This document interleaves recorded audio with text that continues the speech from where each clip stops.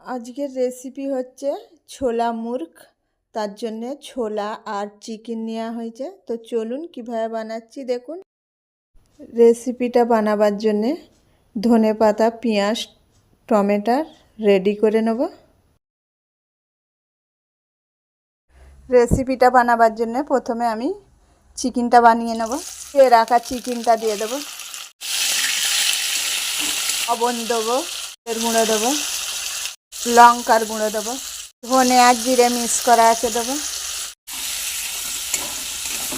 আদা রসুনের পেস্ট দেবো, টমেটোর কুচি দেবো, ধনে পাতার কুচি দেবো, গোটা গরম মশলা, তেজপাতা দেবো। চিকেন কষাটা রেডি হয়ে গেছে, তুলে নেব। ছোলাটা বানিয়ে নেব।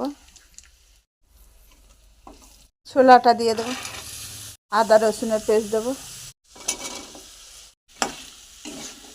লবণ দেবো, হলুদের গুঁড়ো দেবো, আর জিরে মিক্স করা আছে দেবো, তেজপাতা দেবো। এনে অল্প কাশ্মীরি লঙ্কা ব্যবহার করবো আমি।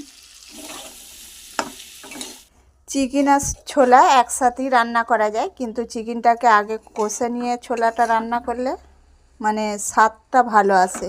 ছোলা আর আলু 15 মিনিট মতন সেদ্ধ হতে দেবো। চিকেন তো তোমরা অনেক রকমভাবেই রান্না করো, ছোলাও অনেক রকমভাবে রান্না করো, কিন্তু একবার এইভাবে রান্না করে দেখো, মানে অসাধারণ স্বাদ। ছোলা আর আলু সেদ্ধ হয়ে গেছে, কষে রাখা চিকেনটা দিয়ে দেবো। জন্য অল্প চিনি দেবো, ওপর থেকে রেড চিলি সস দিয়ে দেবো, ওপর থেকে টমেটোর সস দিয়ে দেবো, ওপর থেকে বিরিয়ানির মশলা ছড়িয়ে লাভিয়ে নেব। রেসিপিটা প্রথম থেকে শেষ পর্যন্ত দেখবে, আশা করছি তোমরাও বাড়িতে বানাতে পারবে।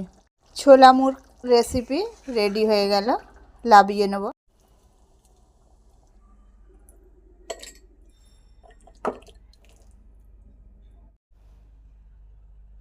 তোমরা কিন্তু এটা রুটি ভাত সবের সাথেই খেতে পারবে। রেসিপিটা ভালো লাগলে অবশ্যই একটা লাইক, শেয়ার, কমেন্ট করে যাবে।